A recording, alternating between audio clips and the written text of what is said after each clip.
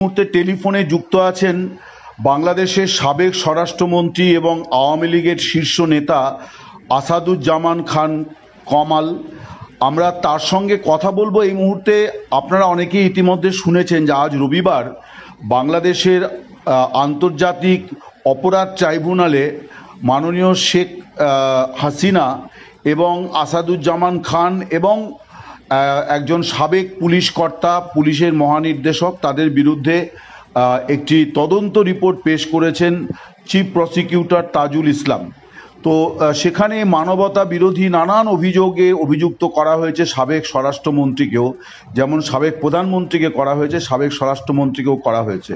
তো আমরা তার মুখ থেকেই শুনবো, সাবেক স্বরাষ্ট্রমন্ত্রীর মুখ থেকে, যে তিনি ঠিক কি বলছেন এবং কি হয়েছিল সেই সময়।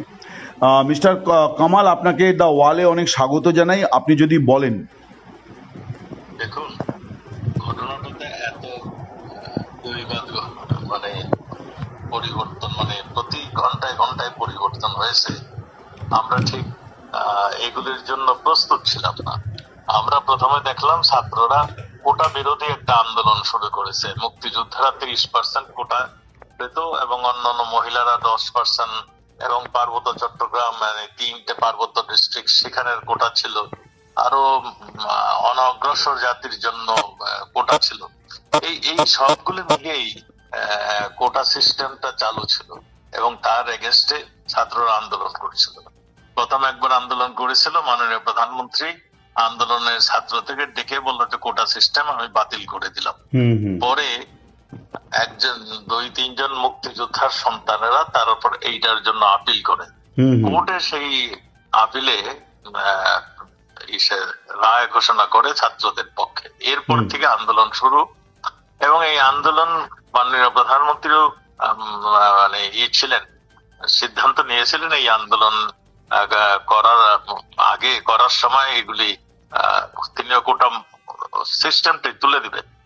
কিন্তু এই সময় আমাদের জন্য ফেভার করেনি।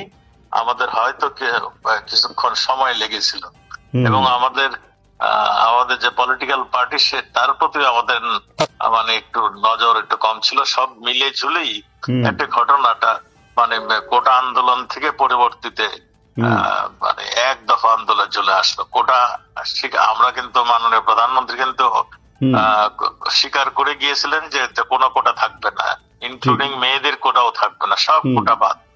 তারপরেও তারা কিন্তু থামেনি, তারা চলে আসছিল সরকার পতন আন্দোলন। সরকার পতন আন্দোলনের জন্য জামাত ইসলাম একটা ডেডিকেটেড ছিল।